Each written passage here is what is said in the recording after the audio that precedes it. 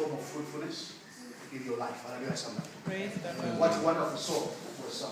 Oh, yes. Let's go to our house.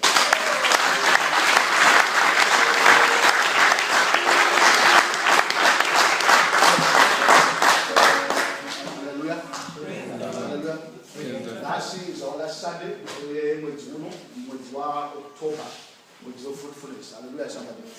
Zakataka kuti watapenzisa nyaya yacho. To bila kanisa chikama. Hallelujah. Hallelujah, somebody. Hallelujah, somebody. Natisa tapenzisa na uye fruitfulness. Tukubata. Imwe naita utipinde nayo mwezi uno uya kuna November. Hallelujah. Tivule maBhayibheli kuna Obadiah. Chapter 1 verse 7. Moses Obadiah. Chapter 1. No chapter 8. Verse 17. Obadiah. Chapter 1. Verse 17. Obadiah 1 verse 17. Yes. Asipa gomore Zion. Ndipo pachava nevakapukunyuka. Richava gomo dzvene. Imba yaJakobo. Ichadzorerwa nhaka yayo. Ichadzorerwa nhaka yayo. Chimodzokerera ipapo. Asipa gomo reZion. Ndipo pachava nevakapukunyuka. Richava gomo dzvene. Imba yaJakobo. Ichadzorerwa nhaka yayo. Ichadzorerwa nhaka yayo. Ichadzoserwa nhaka yayo. Hallelujah, somebody. Nasi vatukurumbidze ukasika kuti 1 2 3 mwari vachitibatsira mwari vandibatsira. But upon Mount Zion shall be deliverance, and they shall be holiness, and the house of Jacob shall possess their possessions. Hallelujah, somebody. But Mprofita Obadiah achituma namani unotuma kuzotaura judgment pamusoro peIsrael, pamusoro pedzimwe nyika. Achitaura judgment pakutonga kwaMwari. Unotaura kuti zvichadai kwamuri. But hanzi unosvika pakutsanambudza Zion kana kuti nzvimbo guta raMwari. Hanzi unoti pamusoro peZion ndo pachawanikwa vanopukunyuka. Hallelujah, somebody. Pamusoro peZion ndo pachawanikwa vanopukunyuka. Ndofarira chirungu noti upon Mount Zion shall be deliverance, and they shall be holiness, and the house of Jacob shall possess their possessions. Hallelujah, somebody. That is the theme that we want to move with in the next month. We want to move with the theme of deliverance. We want to move with the theme of deliverance. Hallelujah, somebody. It's not deliverance of casting out spirits. It's a deliverance of being taken from the ordinary into the extraordinary. Deliverance from the natural into the supernatural. Deliverance from the common into the uncommon. Hallelujah, somebody. Kusianiswa leo wakakomberedzana na. Kusianiswa leo wakidzani wa. Value of life kusianiswa never to know shanda na never to know batana. That is the deliverance we are talking about. Hallelujah, somebody. That is our theme next month. Is we are going to be dealing with deliverance. Every Sunday we are going to be dealing with deliverance, and we are going to be ministering as well, even casting out spirits. Hallelujah, somebody. So I want you to invite everybody.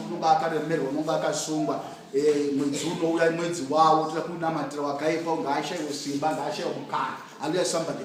It is a month for deliverance. Ndaitaura nomunhu waiti ndakauya nyama yangu amuzumudzinga mamhepo makandomuturika maoko basi.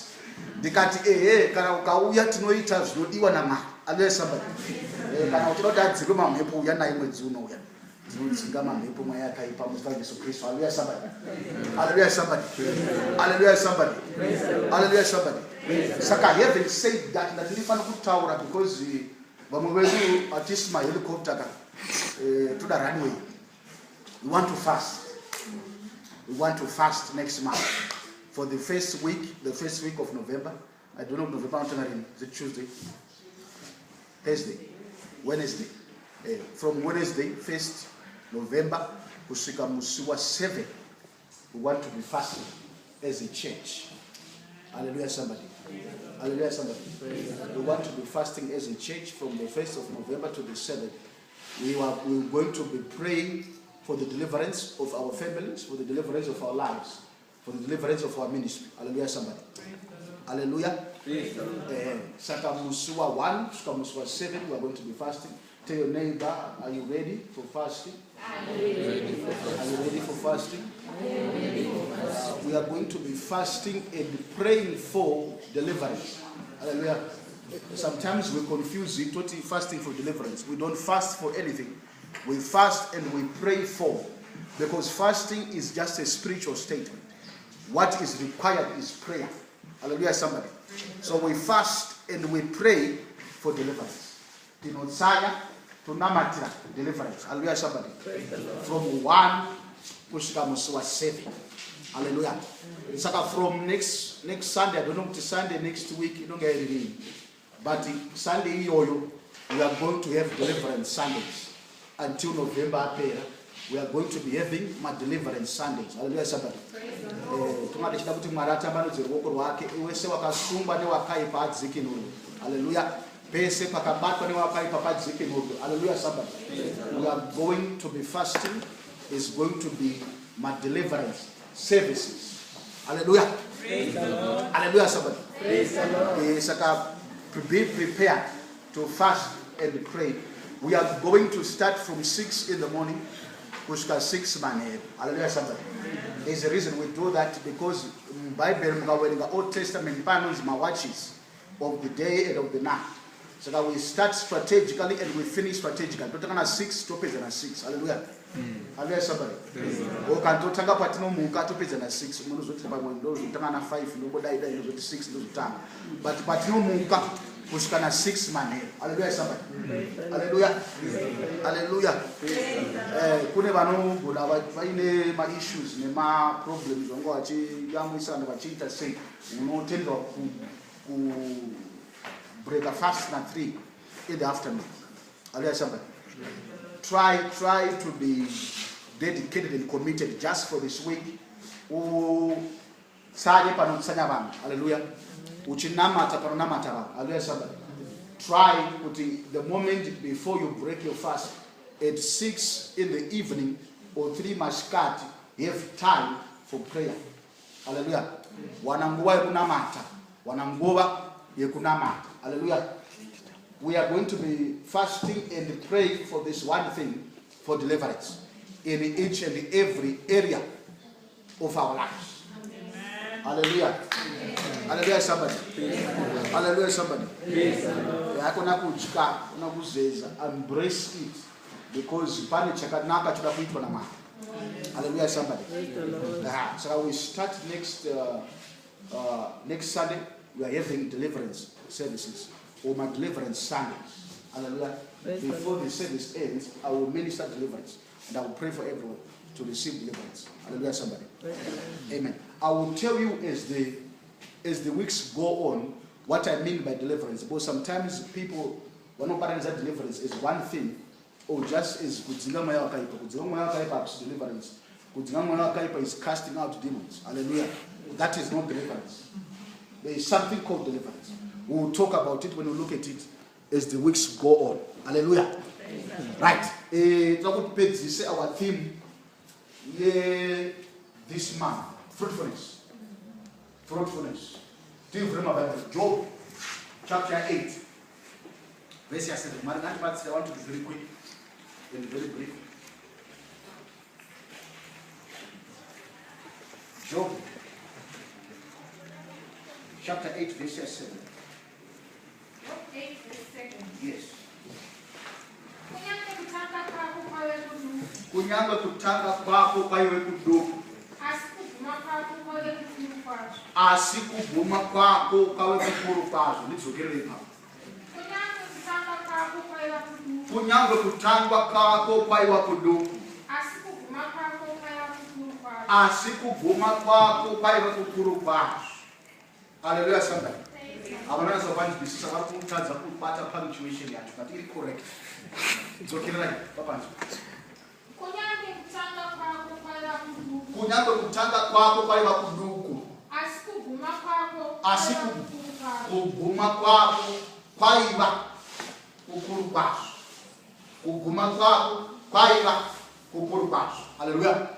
Right, tivhure maBhayibheri kuna Genesis chapter 26 kubva verse 1 tichidzika nayo kubva verse 6. Genesis chapter 26 from verse 1 todzika nayo kubva verse 6. Genesis 26 verse 1. Yes. Zvino nzara yakanga iripo panyika.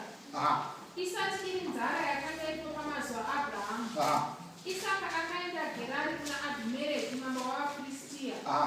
Jehovha ukazviratidza kwaari akati, usaburukire Ijipita, gara munyika yandakakuudza, gara hako munyika ino uri mutorwa, ini ndichava newe, ndichakuropafadza, nokuti ndichakupa iwe navana vako nyika idzi dzose, ndichasimbisa mhiko yandakapikira Abhurahama baba vako, ndichawanza vana vako senyeredzi dzedenga, ndudzi dzose dzenyika dzicharopafadzwa muvana vako, nokuti Abhurahama akateerera izwi rangu. Nokuti Abhurahama akateerera izwi rangu. Akachengeta zvandakamurayira. Akachengeta zvandakamurayira. Nemirayiro yangu. Nemirayiro yangu. Nemitemo yangu. Nemitemo yangu. Nemirawo yangu. Nemirawo yangu. Isaka akagara Gerari. Isaka akagara Gerari. Verse 12. Verse 12. Zvino Isaka akadyara zvino munyika iyoyo. Akawana goro iroro rune 100. Jehovha akamuropafadza. Munhu uyu akava mukuru akaramba achiwedzera. Munhu uyu akava mukuru akaramba achiwedzera. Kusvikira ava mukuru kwazvo. Kusvikira ava mukuru kwazvo. Akanga ane pfuma yamakwai, neyemombe, nemhuru huru. VaFiristia vakamugodora. VaFiristia vakamugodora. VaFiristia vakadzivira matsime ose akanga acherwa navaranda vababa vake pamazuva ababa vake Abhurahama, vakaafushira nevhu. Abhimereki akati kuna Isaka, ibva hako kwatiri. Ibva hako kwatiri. Nokuti watipfuura kwazvo nesimba. Nokuti watipfuura kwazvo nesimba. Isaka akabvapo. Isaka akabvapo. Akandodzika matende ake mumupata weGerari akagarapo. Akagarapo. Isaka akacherazve matsime emvura. Akanga acherwa pamazuva ababa vake Abhurahama. Nokuti vaFiristia vakanga vadzivira Abhurahama akafa. Akatumidza mazita akanga atumidzwa nababa vake. Varanda vaIsaka vakachera mumupata vakawanapo tsime remvura inotubika. Vafudzi veGerari vakaitirana nharo navafudzi vaIsaka vachiti imvura yedu. Vachiti imvura yedu. Akatumidza tsime iroro zita rinonzi Eseki. Akatumidza zita rinonzi Eseki. Nokuti vakapesana naye. Nokuti vakapesana naye. Zvino akandocherazve rimwe tsime. Akandocherazve rimwe tsime. Vakaitirana nharo pamusoro pairorozvo. Vakaitirana nharo pamusoro pairorozvo. Akaritumidza zita rinonzi Sitina. Akaritumidza zita rekuti Sitina. Akabvapo. Akabvapo. Akandocherazve rimwe tsime. Akandocherazve rimwe tsime. Iroro havana kuzoitana nharo pamusoro paro. Iroro havana kuzoitana nharo pamusoro paro. Akaritumidza zita rinonzi Rehobhoti. Akaritumidza zita rekuti Rehobhoti. Akati. Nokuti zvino Jehovha wakandiitira nzvimbo huru. Nokuti Jehovha akandiitira nzvimbo huru. Kuti tiwande munyika ino. Kuti tiwande munyika ino. Haleluya. Mwari ngavaropafadze kuweva kweshoko ravo. Tokutaura zvishomanana tosvika panguva yatonamata. Haleluya somebody. This is our last week tichidhila nenyaya yefruitfulness. We want to pray that the evidence of the word that was spoken this month ioneke pamusoro peopen way. Hallelujah somebody. Pamusoro peushumiri hwedu sevalley of life. Hallelujah. Right. Munonzwa Bible inotaura zvikanzi Abraham anofamba naMwari. Achifamba naMwari, Abraham anoteerera Mwari. Nekuti Abraham anoteerera Mwari, Bible inoti Mwari vanomuropafadza. Zvokuti Abraham unoita munhu mukuru. Hallelujah somebody. But mazuva Abraham anokwana odarika, Abraham unofa. unosiya mwanakomana wake unonzi Isaka. Hallelujah somebody. Isaka achisara anzi Mwari anotaura na Isaka. Zvikanzi sezvo ndanga ndina baba vako Abraham ndichava naye. Hallelujah somebody. Bible rinoti munguva yaIsaka munoita nzara yakasiyana nenzara yakaitika pamazuva ababa ake Abraham. Now mukadzoka kumashure nyaya yacho pakaita nzara mazuva aAbraham, Bible inoti Abraham anotizira achienda Ijipita. Hallelujah somebody. Abraham achitizira kuenda Ijipita, Abraham anosvika kuIjipita anoropafadzwa ikoko, anodzoka awandudzwa ndava ndozvaidiwa naMwari. Hallelujah somebody. But Bible inoti Abraham anofa mazuva aIsaka koitawo nzara saizvozvo. Hallelujah somebody. Isaka urangarira kuti mazuva enzara baba vangu vakatizira Ijipita. Hallelujah somebody. Saka solution ndeipi? Mazuva enzara ndaakutizirawo Ijipita, nokuti pakatiza vanhu kuIjipita vakanorarama ikoko, pavakazodzoka vakadzoka vaine ufumi. Saka zano nderipi? Ndinotedzerawo zvakaita baba vangu. Hallelujah somebody. But I want to tell you this afternoon that God does not work on experience. Hallelujah somebody. Haikona kutedzera kuita zvimwe zvakaitwa nemunhu zvikashanda just because zvakashandira iye hazvita kuti zvichashandira iwe, nokuti mazuva edu akasiyana. Hanzi nzara yanga iri mazuva aIsaka yanga yakasiyana nenzara yanga iri mazuva aAbraham. Saka solution yamazuva aIsaka inofanira kutosiyana nesolution yamazuva aAbraham. Hallelujah somebody. Because munhu akazoshaya chakati akazodyara iwe unoda kuita the same nekuti watedzerera unogona kurasikirwa because unoita zvinhu zvekukopa. Hallelujah somebody. Just because prophet ndiye vanodira mvura iwe unoda kutedzera kudirawo mvura unogona kurasika nekuti unoita zvinhu zvekukopa. Mazuva edu akasiyana. Hallelujah somebody. Hallelujah somebody. Saka kuna Mwari atishandisi experience to solve our problems. Kuna Mwari we don't use exhibit yacho kuna munhu to solve our problems. Kuna Mwari we hear from God. Kuti vari kuti kudini pamusoro penhau yedu. Hallelujah somebody. Bible inoti Isaka ari munzira ndavakatobosimuka, ari munzira yekuenda, hanzi unosangana naMwari mugera. Hallelujah somebody. Because mwana anotara because ndichawa ndine usaenda kuIjipita, gara munyika iyo mauri autori ipapo, chibva watoisa tende ipapo, ugare ipapo semutorwa. Ndichakuropafadza, ndichawandudza vana vako vaite senyeredzi dzekudenga.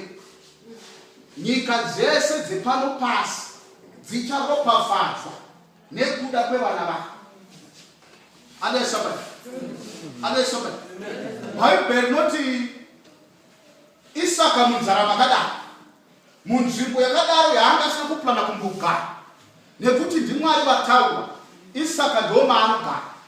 Hanzi Isaka haangogari chete, anoenderera mberi, anotosima mbeu kana kuti kutodyara. Hallelujah somebody. Now, it did not make sense. Kune vanhu vaizvitarisa kuti vamwe vari kutiza, umwe ndo paari kukakatenda. Pari kutiza vanhu, umwe ndo paari kukatenda.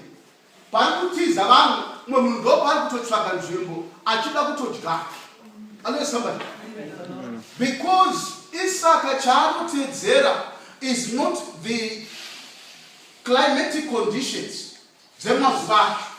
Isaka chaanotedzera is the instruction yakabva kuna Mwari. Hallelujah somebody.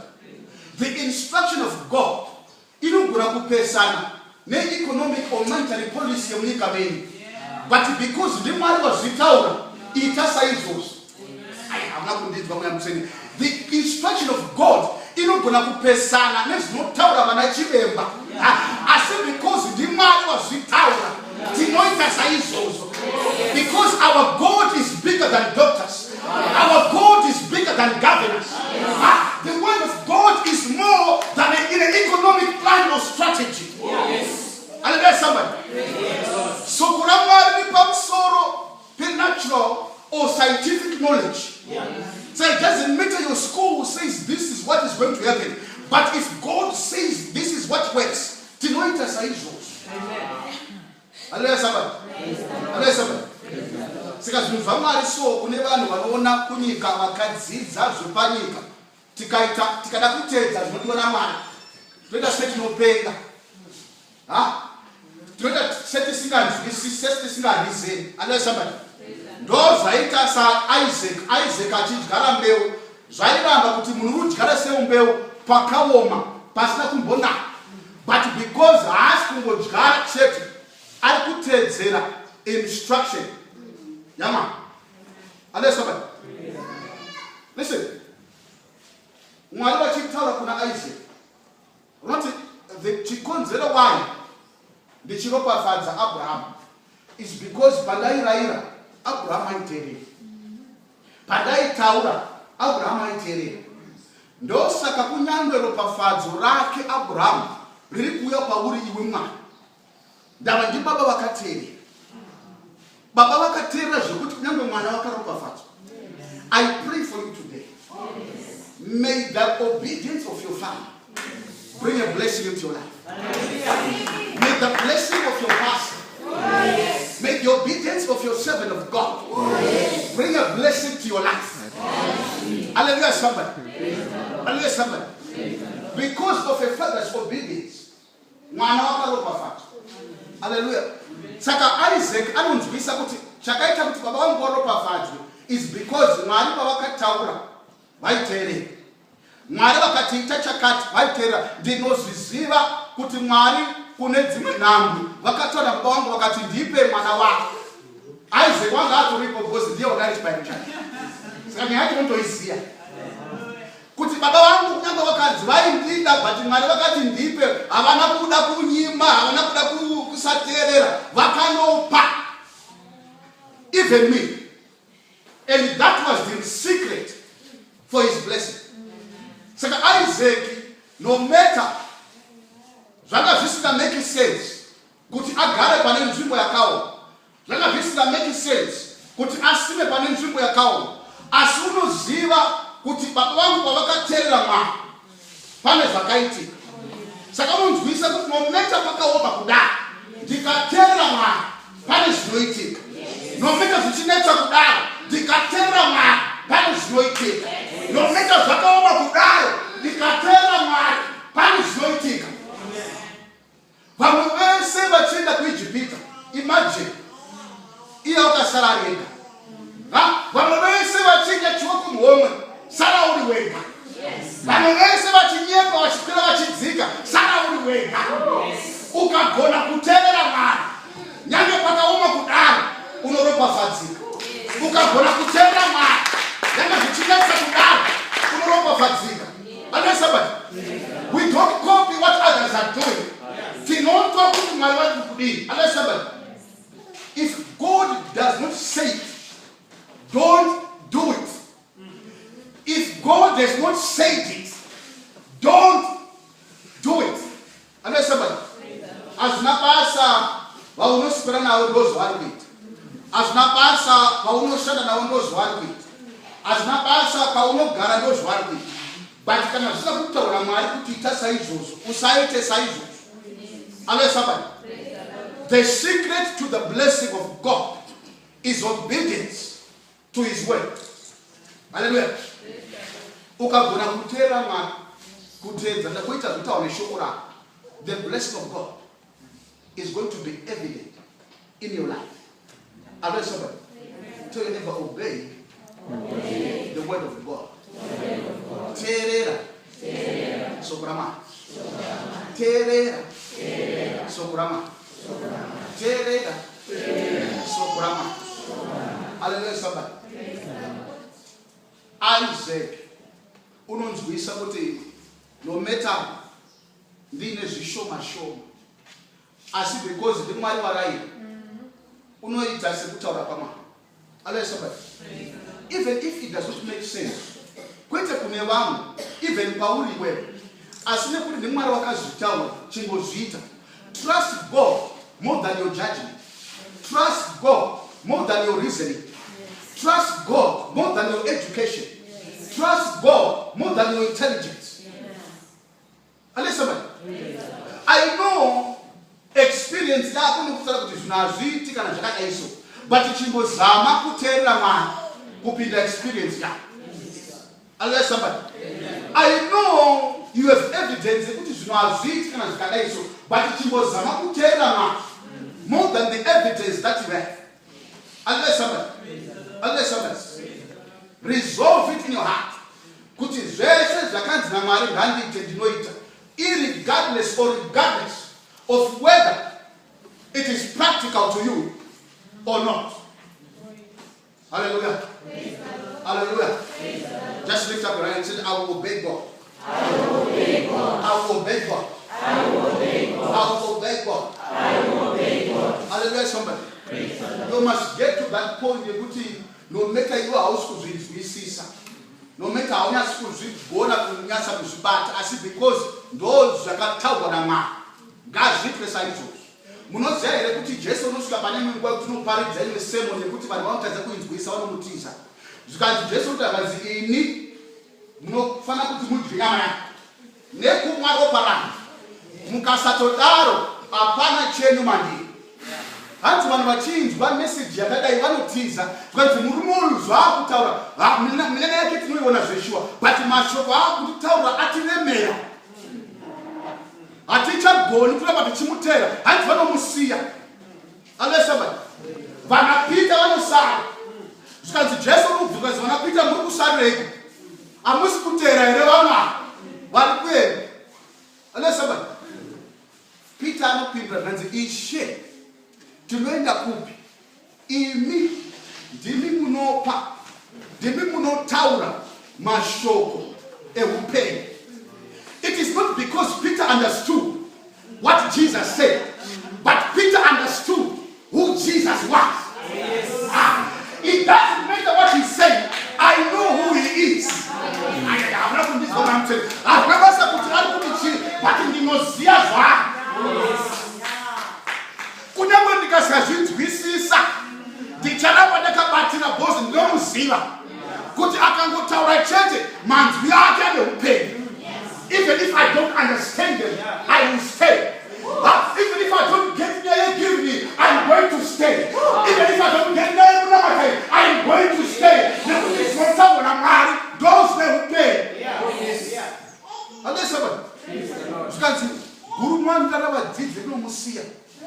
Except the 12. You must get to a point whereby what God says is what you hold on to. No matter what you say, no matter what you say, no matter what you say, just as long as it is what God has said, follow that. The word of God should be your final authority. The word of God should be your final authority, more than your uncles, more than your mother, more than your father. The word of God should be your final authority. More than the government, more than the economy of the nation. The word of God should be your final authority. That is the final decision that you must make.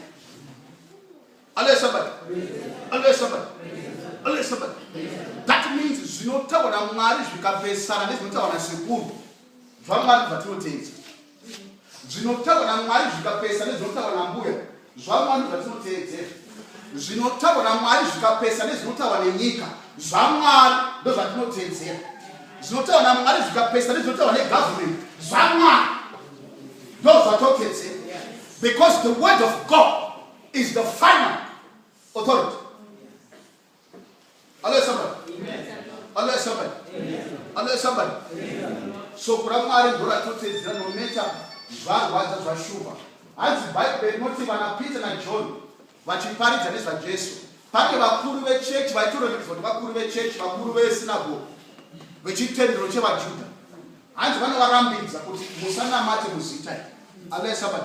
Musaparidze muzita. Zikazi na Peter na John hazvigoni kuti toregedza zvinodiwa naMwari tichiita zvamunotaura. Doesn't matter it is a pastor who is saying, but as long as it is not what God said, we don't do it just because pastor said it. We do it because the word of God said it. The problem is that you are also kuti shoko raMwari racho rinoti kudini. Ndosaka pastor vakangotara ndozvaunotedzerera. Elder vakangotara ndozvaunotedzerera.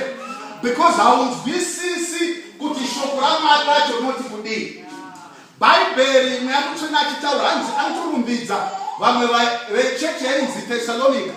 Zvikanzi vanga vakatendeka kupinda veBheria nekuti Paulo paaiparidza vaigamuchira mashoko ake nekutenda, asi vaizodzoka kumba vachinonzwera mumagwaro kuti ndizvo here zvazvitaura nemapostora vaJehovha. Regardless of the miracle, despite of the prophetic announcement, are you able to go back home and test the pastor's words with scripture? Yes. Akusi kusatera iko.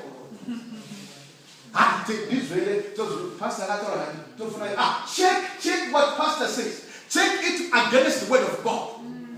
Unless somebody. I don't want to look at the pastor at all. The prophet at all. The bishop at all. And don't go check out what it is way. It's also pastor when you look at it. Aywa, so Quran what is zakat. Unless somebody. Because sometimes you give us burdens. Hallelujah. Because Maruka is one who will want to work at Hallelujah. Hallelujah. Somebody. When the pastor says, check it against the standard of the scripture. Hallelujah. Somebody. Zvataurwa zviri kuenderana here nezvino zvakanyorwa mumagwaro. Hallelujah. Somebody. Mwari wedu haana confusion. Hallelujah. Somebody. Saka Bible not God is the same yesterday. Jesus is the same yesterday, today, and forever. Kuna mara kaimara kuti ndiri Jehovah Mwari wedu ndisingashanduki ndosingamusingaparadzwa naIsrael. Hallelujah. Somebody. That means kana Mwari akambotaura zvaanotaura zvakare hazvifani kupesana nezvaakataura. Hallelujah. Somebody. So if what I say differs from what was written, it means what I'm saying should be held under scrutiny, because God has no confusion. Gati nene left, towards right and right. Gati kwire towards right. Hallelujah. Somebody. Hallelujah. Somebody. No matter the middle parangata, Mwari wanted is vacat. But if you can't say we are so kuranga, adite because the pastor has told, tinotedzera nekuti ndozvi maringe neshoko raMwari. Asi iwe mwana waMwari unofanira uchiziya kuti shoko raMwari rinoti kudini. Chiri kurasa vanhu vakawanda is because vari kungotsvaga chete rubatsiro, vari kungotsvaga chete kunamatirwa, vari kungotsvaga chete kubatsirwa, havasika kuzonzwisa kuti ari kundibatsira zvaari kutaura zviri kuwirirana here nezvinotaurwa naMwari. Why many Christians are losing and are being lost is because they are just following what men are saying instead of what God is saying. Hallelujah. Somebody. Just because it's popular does not mean it's what God is saying. Just because many people are doing it does not mean that's what God wants. Vanhu vakawanda vaidzika Ijipita, but zvisirizo zvaidiwa naMwari.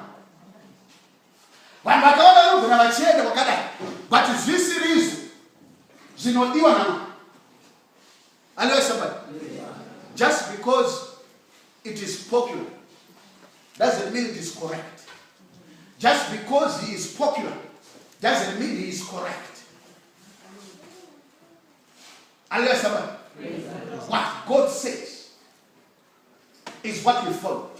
What God says is what we do. Hallelujah. Somebody. Zvinodiwa naMwari ndo zvatinoita. Tinodya pakaoma ndava ndiMwari vataura kudai. Tinogara pasina kana mvura ndava ndiMwari vataura kudai. chinonziswa naIsaac ndechekuti handishandi nekuda kweeconomy nekuda kwezvinotaura vanhu, ndinoshanda nekuda kwepromise. Unless somebody. We don't work because of environment. We work because of the promise. We don't pray because of the environment. We pray because of the promise. We don't give because of the environment. We give because of the promise. We don't minister because of the environment. We minister because of the promise. Unless somebody. We don't operate on knowledge. We operate on principle. Hallelujah. Hallelujah, somebody. Hallelujah, somebody. Hallelujah, somebody. Follow what God says.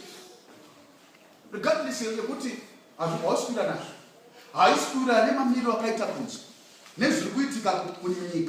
but because those who even are got it tells the ratio. Hallelujah, somebody. Bible not Isaac unojgara beu ishoma shoma doyanga ina. Beu ishoma shoma doyanga ina. But because wakatera ma hanzi mugoreiro munyika iyo yakawoma, he was able to harvest 100-fold. Not because wakanai, but because he saw according to the promise. Not according to the climate. We don't sow according to the climate. We sow according to the promise. Unless somebody. But this is the year of harvest and possessing the promise. I prophesy over somebody this afternoon. I decree and I declare over somebody this afternoon. You are going to advance not because of the economy, but because of the promise. You are going to excel not because of the environment, but because of the promise.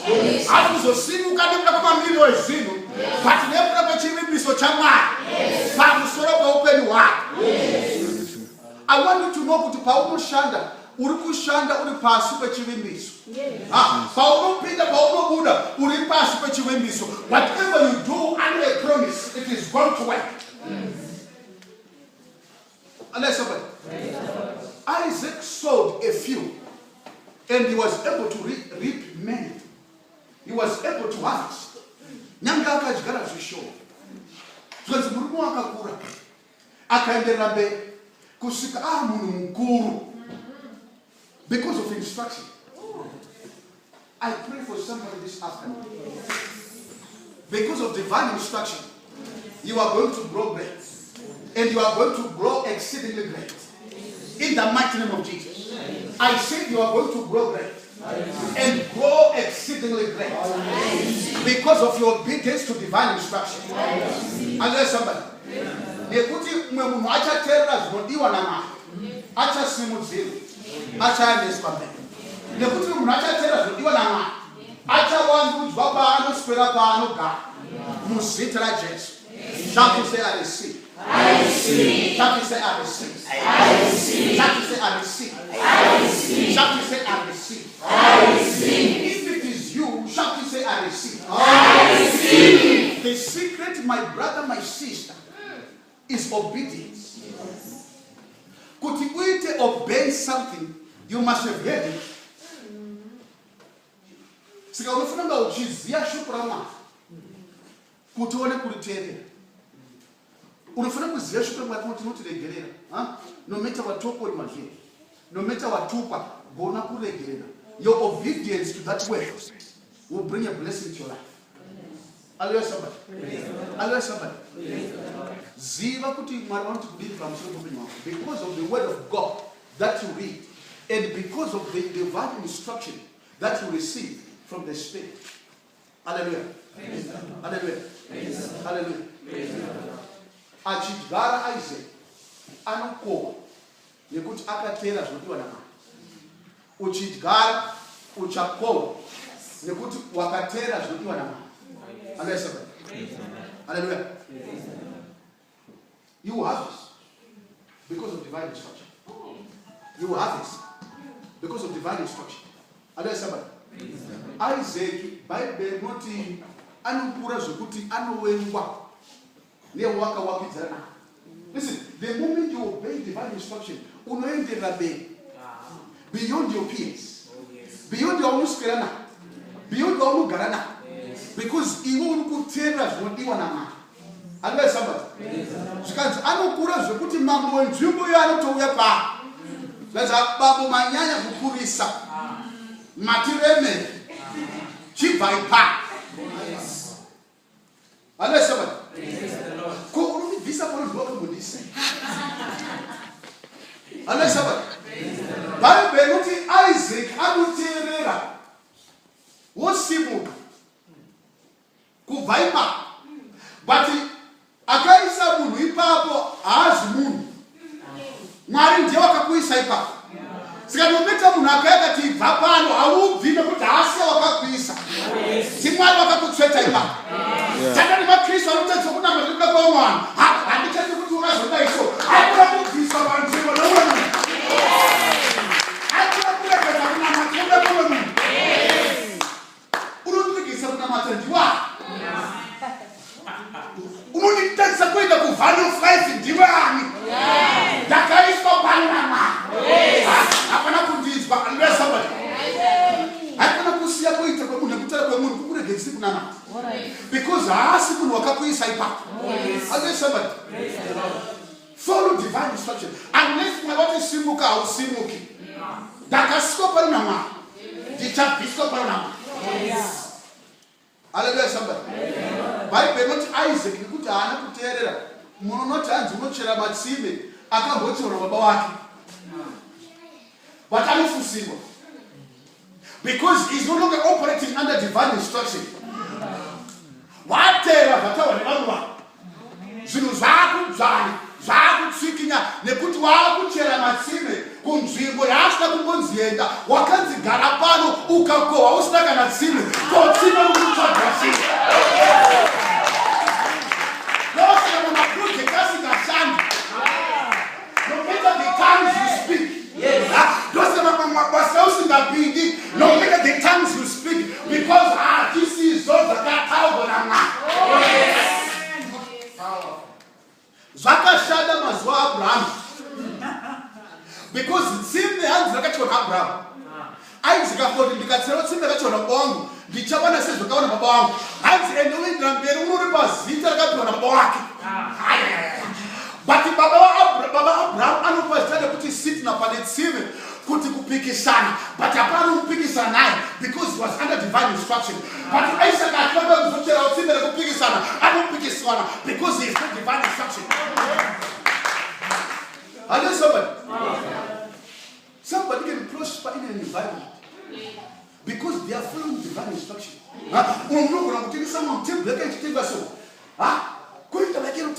Because they are under divine instruction.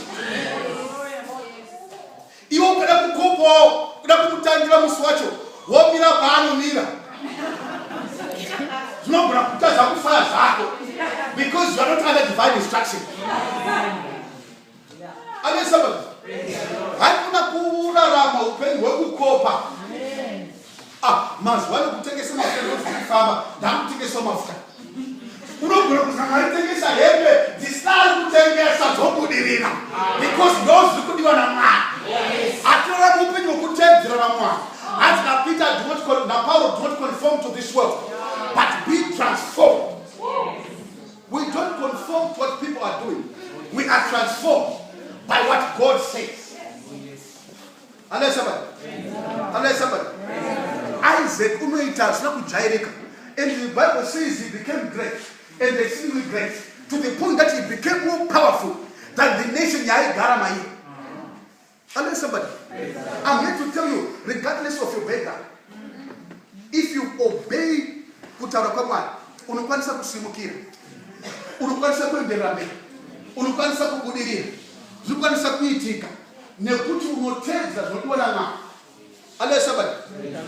Isaac wakatanga nembewu, but unoguma ane mugowo mukuru. Hanzi unoita mufumi pambudzi, pamhuka, pamombe, pamakwai.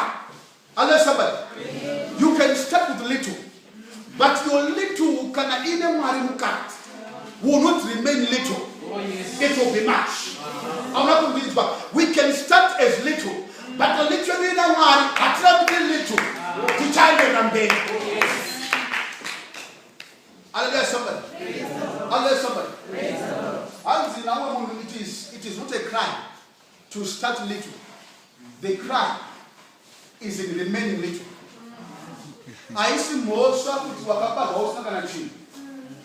Most of them put uramba house na chini. I see most of it wakapa house na chaunuzia. Most of them put wakura umchamba house na chaunuzia. I see most of them put wakapa house na chawina. Most of them put wakura uramba house na chawina. Unless somebody. We don't, it is not a crime to start big, to start small. That's how it's supposed to be. But even if you start small, you will end great. Unless somebody. You want to get a job chapter 8, listen.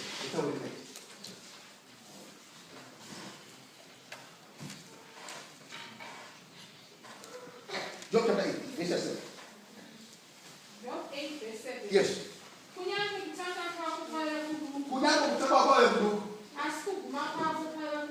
Asikubhuma kwako kwawe kukuru kwazo. That means, listen, even if your beginning is small, but your end is guaranteed to be great. It is not a matter of debate.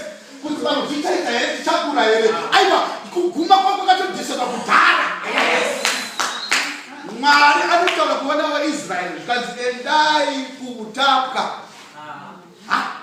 mubabilo wamwana wa profita asipoiti wana Israel atisipopita kwa tupo utapka anzi profita mwachile Jeremiah ndio mtangazizwa enda kutapka ndozi kujwa na nekuti Mwari akakurungirai zvakakupfura ipapo saka ine as much as muri kuona zvakashuka kupinda pasi peutapwa asi ndozvikuwa na Mwari izvo. Many prophets vachiuya haionde zvokunyepa mukaona sejoko randakaisa richichoka ndozvichaitika joko revavengi venyu richachoka kanzi naJeremiah kunyeperwa endai kuutapwa. Because for I know the plans that I have for you, plans to prosper you and not to harm you and to give you an expected end. I'm here to tell you somebody, your ending is not a matter of debate.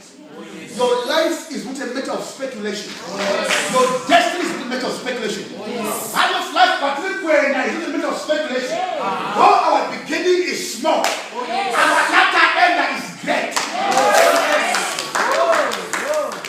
We are not discouraged by what we see today. We are not discouraged by what happens today. Because our end is guaranteed. Unless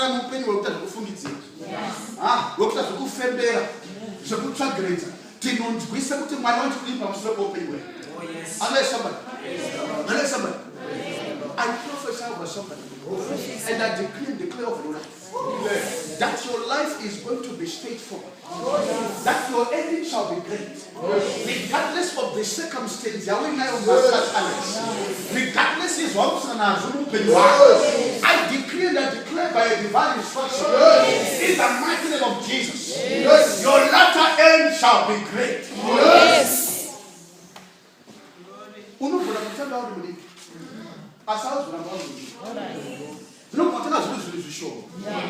This is about this show. When the Wakaipa Anudaka Mtahadi, as well as this show. Unless somebody.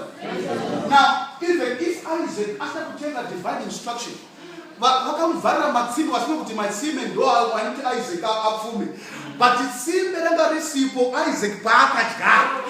Seemed that I received for Isaac Parker Koba. And it seemed no matter what Vara. That Isaac has seen okay. The blessing is on Isaac, not on the way. Yes. Unless somebody. The promise is on your life, not on your bank account. So your bank account can be closed, but the promise is on you. Your business can be shut down, but the promise is on you. But the promise is on you.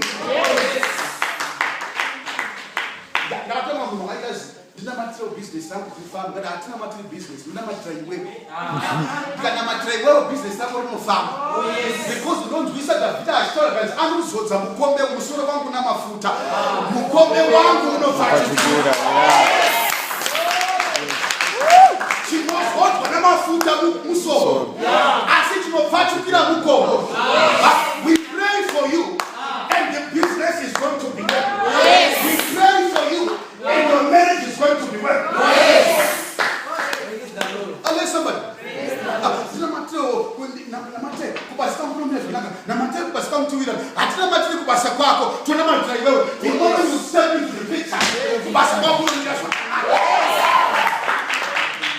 You must understand, you must be independent. Yes, you are more than your salary. You are more than your business. I couldn't go up in the doctor. Must one of them and the Tory poor. You are much more than your business. Even if business is risk farmer, the promise is on you. Even if Pastor another, even if you back of Varamat, see that you're on ice, but it seemed the eyes going in sustenance. It was the promise. I'm here to speak to somebody who knows and it's Basarako. It is the promise. I business. It is the promise. It is not what you do that will carry you forward. It is the promise. No matter what else you vow, you're not going to vow. You're not going to go miss one. You're not going to go para. But you are not your business. You are not your bank account. You are not your wallet. Even if your wallet is nothing, you are something.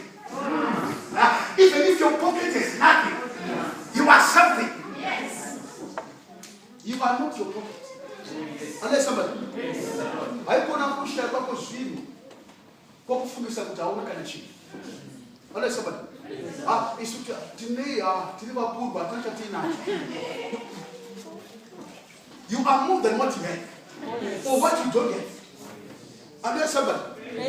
As long as you carry the promise. Yes. Doesn't matter si miracle van. Doesn't matter business. The promise is not on the business. The promise is on you. Unless somebody. Because you are much more than what happens to you. I don't care. You grew up without a mother, without a father. You are much more than what happens to you. I don't care you are divorced.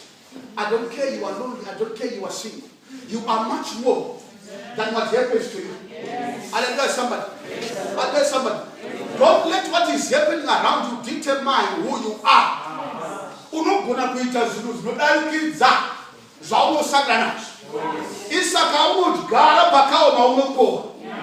I'm here to declare over somebody. Because of the promise of God of your life. May God give you abundance. May God deposit in your life what is more than enough.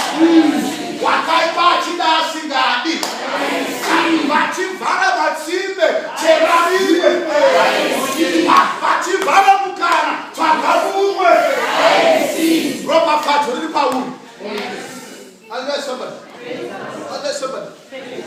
God will give you yours, no matter the fighting.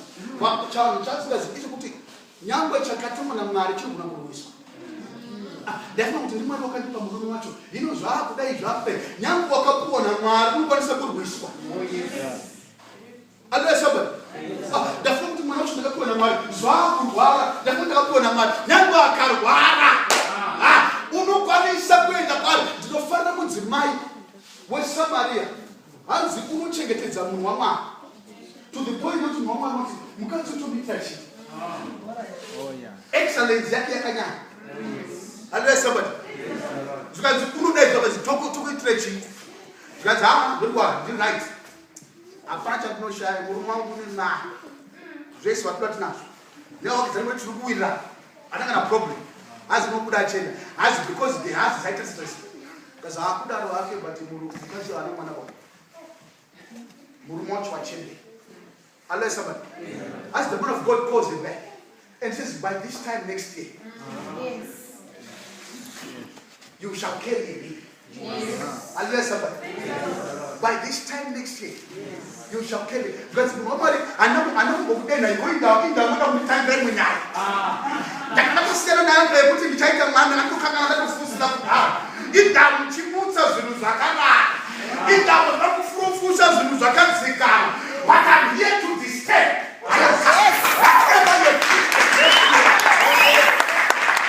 It doesn't matter, you know what was the week, you know what was the business. That took on a job of Mascatanas. That was for Fusa. Oh, Ben Thomas and Nafusi.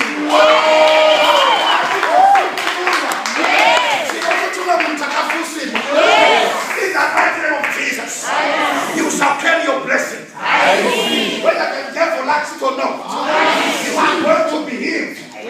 Whether the devil likes it or not. Nyangwe wanachiremba wachitenda wachiramba. Ndaya kuzofukunura yakafusirwa. Muzita la Jesu Kristo. Utake pora chete. Muzita la Jesu Kristo. Sitatori kana chete. That is a fire. That is a fire. Can I say it like I'm hearing? Yes. Can I say it like I'm hearing? Yes. I'm hearing somebody to this in this place. Yes. You were starting a business project. Yes. But I am going to remember you paper. Yes. But I'm here to declare and here to declare. Yes. Say now must not Anna. Yes.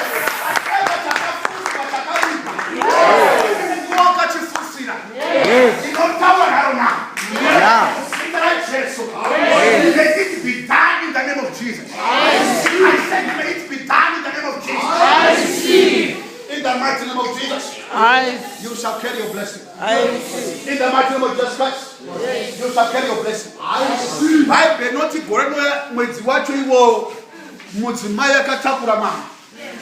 I'm here to prophesy over something. In the season that is to come, you shall carry your blessing. Somebody is going to carry their baby. Somebody is going to carry their miracle. Somebody is going to carry their deliverance. Somebody is going to carry their job. Somebody is going to carry their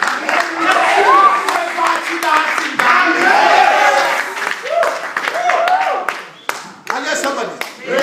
Shout it, say fire. You are going to be fruitful whether you go whosoever thou just because of the cultivation visionaries. Yes. Taita inquire of language of the Mutare. There is a house anointed. Yes. You know, Kupukunyuka greeters house the Kumanga. Yes. Prayer request the house the Kumanga. House the Kumanga.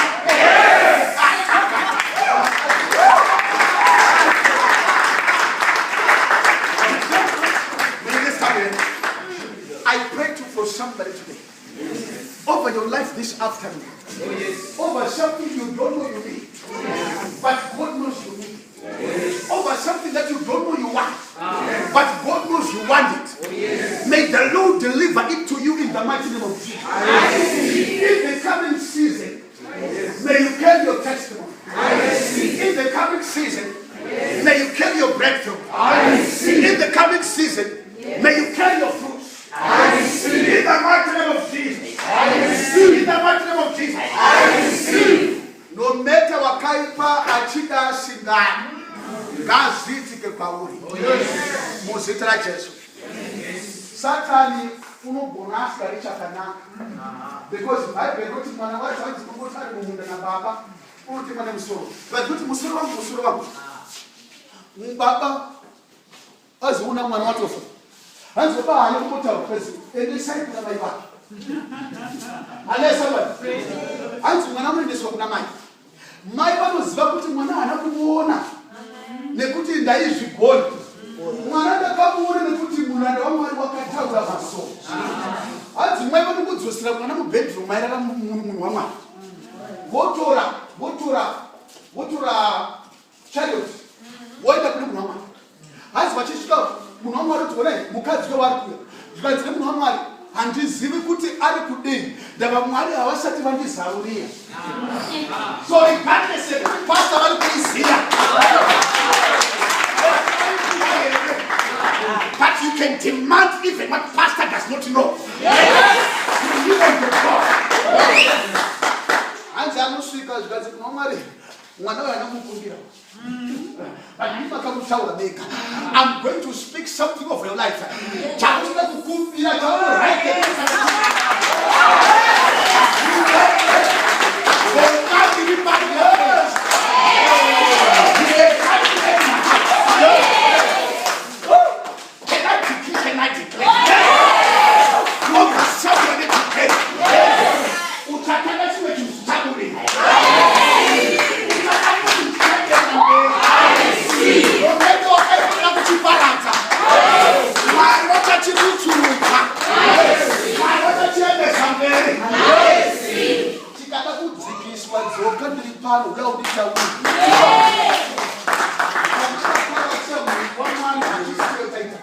We are going to pray to our God. Our God is going to bring it to life. Unless somebody.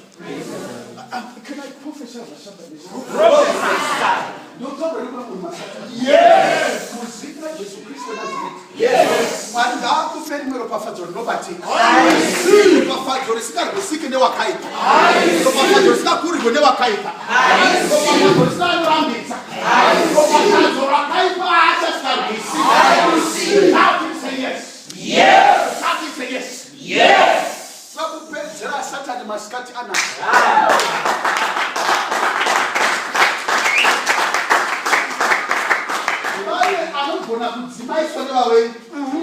What is a good party channel? What is a kuchinamati?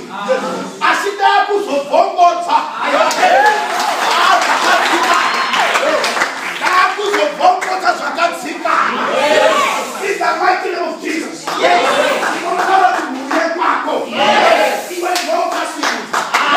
In the mighty name of Jesus. Inotaka kunaranga yako. Iwe ndio child is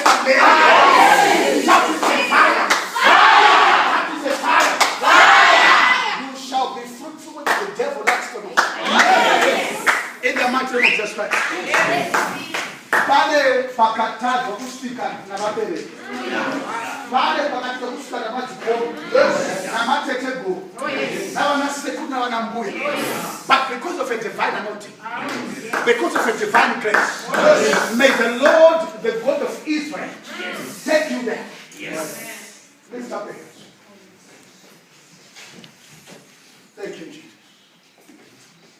Thank you, Jesus. Thank you, Jesus. Listen, you are not going to pray. I'm going to declare, I'm going to declare. Yes. Over your life. What is to say Mascati and as concerning? It's not a prayer point I'm making. I'm prophesying over your life, Mascatians. Oh, yes. I'm speaking into your life, Mascatians. Because you are in the service this afternoon, I decree and I declare over your life. There is a young man who has achieved. Mwari vachakuropafadza. Mwari vachakusimudzira. Mwari vachakurwira. Mwari vachakuchengetedza kubva kune chewakaipa. Mwari vachawandudzwa paunoshanda. Mwari vachawandudzwa paunogara. Can I say that I'm here? Yes. Let's tell them elevation in the spirit. Yes.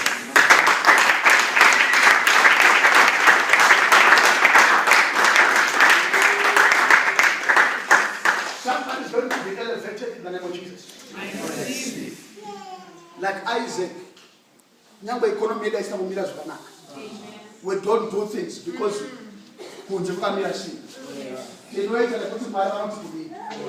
unless somebody, God is telling you not to give up.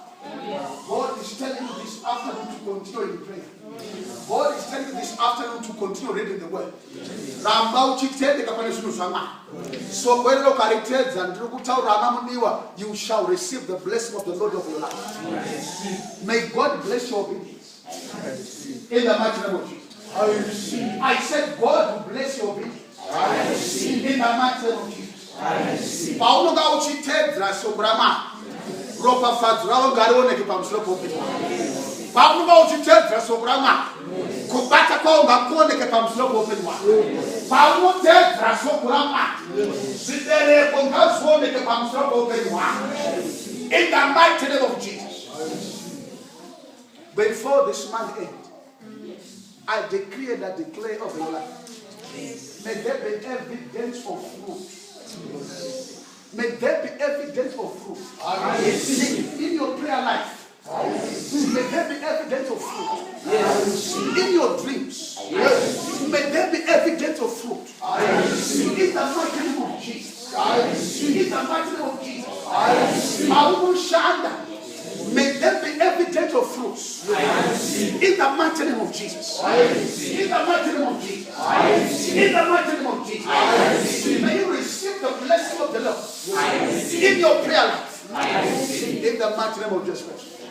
Listen, some people don't know what as you grow spiritually, you'll be able to avoid some mistakes and some errors in your life. The reason why we make lots of errors is because we're not mature spiritually. The reason Peter will deny Jesus 3 times is because he was not yet mature spiritually. May God bring growth into your spirit. That you don't make mistakes. Listen, this is why you are going through what you're going through.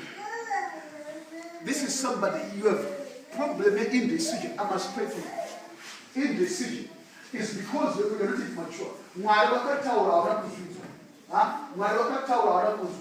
not yet mature. That is why you make the wrong decision. And that decision is troubling you right now. But I pray for you.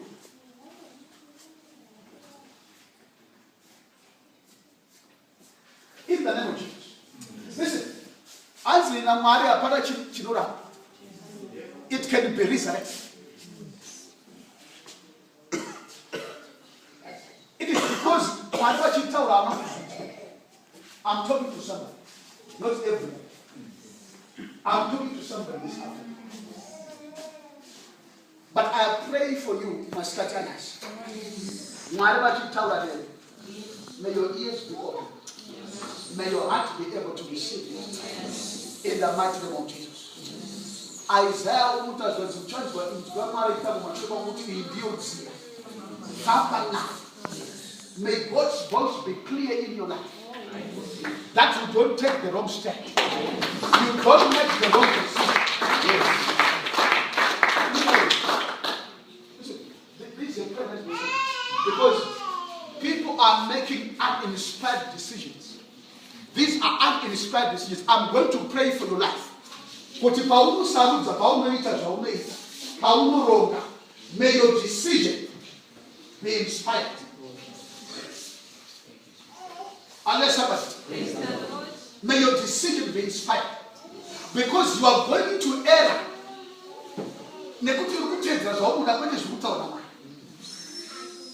But God will cause you to grow this afternoon. God will lift your heart spiritually this afternoon. You are going to receive and obey divine instruction. In the name of Jesus. In the name of Jesus. I want you to play my skadana. Kuti mara kusimbisa. Mara zamre mwewa. Kuti usarasi. Usaite sauto isi. Usapinda pasipo. Usapata zvisizvo. Usafambe nevasivo. Unless somebody. This is what the Spirit of God wants to address urgently in this afternoon. Uninspired decisions. Because the reason why we are making wrong choices. This is a situation now. Is because the decision that you made was uninspired. You went down to Egypt instead of following divine instruction. Unless somebody. I want you to pray maskatanas. Kuti mwari batsa kuti diite sarudzo. Ine kufembera kwabva kushe. ndiite kuronga kune kufemera kwamweya mutsvene, ndisarasika, ndisatsauka kubva panzira yedenga, ndisatsauka kubva panzira yakarora. Hallelujah, somebody. Let us pray.